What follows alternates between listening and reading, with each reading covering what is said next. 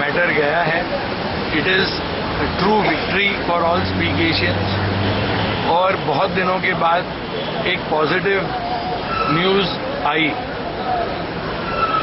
ऐसे हुआ कि कंपनी के एडवोकेट श्री गोपाल सुब्रमण्यम जी ने कोर्ट को बताया कि कंपनी ने एफिडेविट फाइल किया है जिसमें ये क्लियर है इंटेंशन ऑफ द कंपनी कि वो सब पैनलिस्टों का पैसा इमीडिएटली पे करना चाहती है. The problem is that the company is not able to make the payment only because the banking channels have freezed up. The court wanted to know where was the RBI counsel.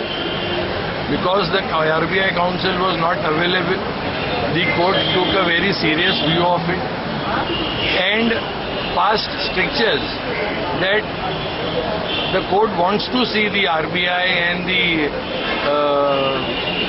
union government representative in the next hearing. The court wanted to ask how the company proposes to make this payment. The company suggested, the counsel for the company suggested that a committee be constituted under the leadership and guidance of any retired Supreme Court judge, and the court was pleased to allow the appointment of ex-Chief Justice of India, Honorable Justice Lahoti ji. And this committee will be formulated, which will consist of the Chief Justice, a representative from the RBI, the ROC, EOW, Income Tax Department, the company official, and one panelist. This committee will then formulate how the payments can be quickly started.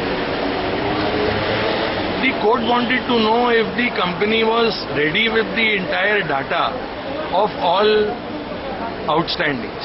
The company said that for this we will need to get the site back from the EOW and also the record seized by the Income Tax Department. The court realized that these two parties were not party to this writ petition and wanted the petitioner's advocate, Shri Mukul Rohatgi, to implead these two parties as a new party, the EOW and the Income Tax Department. The company, the advocate said that verbally we are giving our concurrence for impleading these two, and the court had taken these two parties on record and have issued a notice to them asking them to appear before the court in the next hearing, which is within 2 weeks.